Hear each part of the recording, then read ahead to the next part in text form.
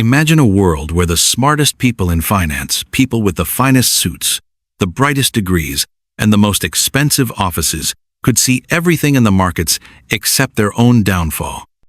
A world where the titans of Wall Street boasted of mastery over risk, while unknowingly engineering the very catastrophe that would shatter their empires. At the center of this world stood a question that no one dared to ask until it was too late. How could the wealthiest and most influential financial minds, people trusted to safeguard trillions of dollars, walk straight into a meltdown of their own creation?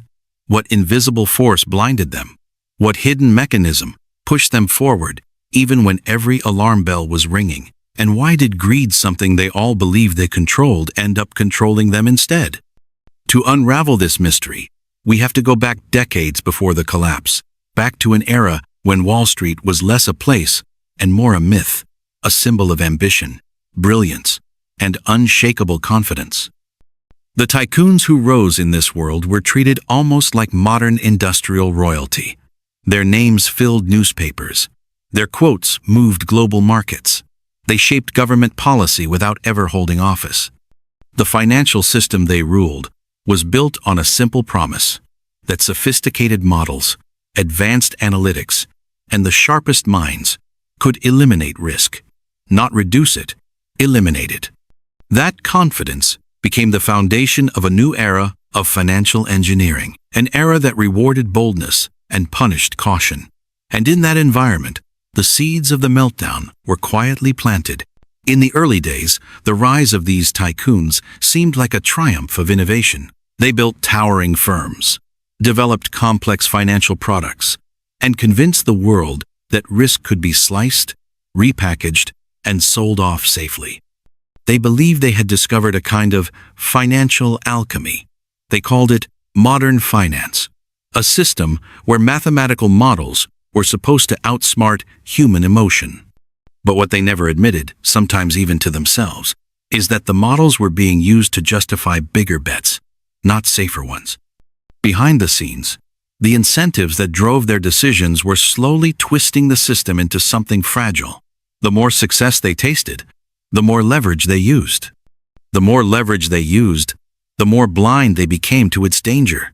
It wasn't stupidity, it was momentum. A momentum powered by profits that were too large, too fast, and too addictive to walk away from. As the years passed, the culture on Wall Street shifted. What began as ambition evolved into competition, and competition evolved into something else entirely, an arms race of risk-taking. Every firm wanted greater returns, every executive wanted higher bonuses, and every tycoon believed that if they didn't push the limits, their rivals would, and they'd be left behind. So the risks grew, then doubled again. The structures they built, mortgage-backed securities, credit derivatives, leveraged buyouts, became more complex than the people selling them fully understood. But no one dared to say that out loud. Admitting ignorance was a career-ending move. So instead, they did the opposite. They publicly championed these products as the future of finance, even as their private doubts grew louder. That contradiction, that pressure to appear confident while privately fearing what they had unleashed, became the silent engine of the eventual disaster. Yet for a while, nothing seemed wrong. The profits flowed, the markets soared, the firms expanded across continents, politicians praised them, media idolized them, and ordinary people, unaware of the storm forming overhead, trusted the system because the system looked like it worked. This was the rise of the Wall Street tycoons, the era when risk and reward were said to be perfectly balanced. Except they weren't. The balance was an illusion, and every year it grew more fragile. The first cracks appeared quietly. A missed payment here, a sudden loss there. The models, which had predicted stability, began to offer warnings, but the tycoons dismissed them as statistical noise. After all, they had seen volatility before and survived. Why should this be any different? What they didn't realize was that the environment they had created no longer resembled the one they had mastered. Their firms were bigger, their trades were more interconnected, their leverage was deeper, their exposure was global. A single shock, just one, could ignite the entire system. And that shock arrived when the market least expected it. The breaking point came not as a single dramatic explosion, but as a chain reaction. First, the riskiest assets started to fail. Then, the supposedly safe assets failed. Then the insurance mechanisms that were meant to protect against losses collapsed under the weight of claims. Firms that had boasted of record profits suddenly faced liquidity shortages so severe they couldn't survive a single bad week. Investors panicked. Credit froze. And for the first time in decades, the public realized that the people who seemed to control the markets were no longer in control of anything, not even their own firms.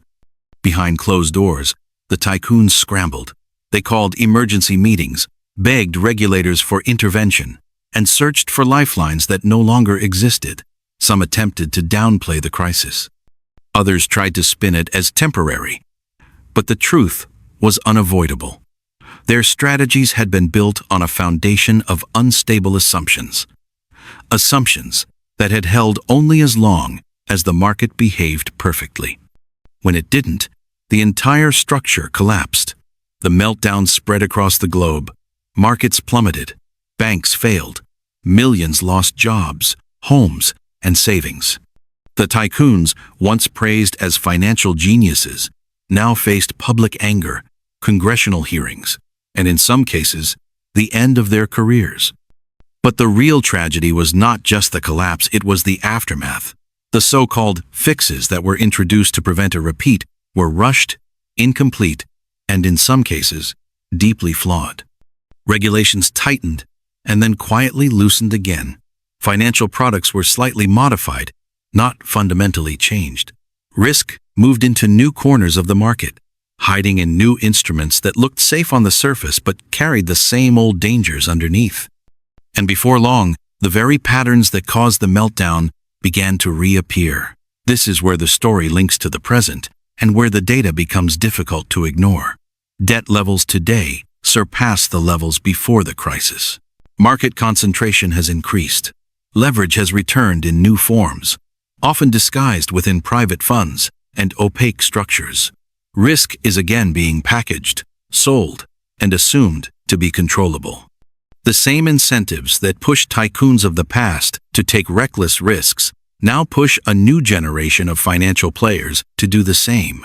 And the public, as always, is kept several layers removed from the truth. They see rising markets, but not the dangerous architecture beneath them. They see booming portfolios, but not the systemic fragility. They hear promises of innovation, but not the hidden assumptions holding everything together.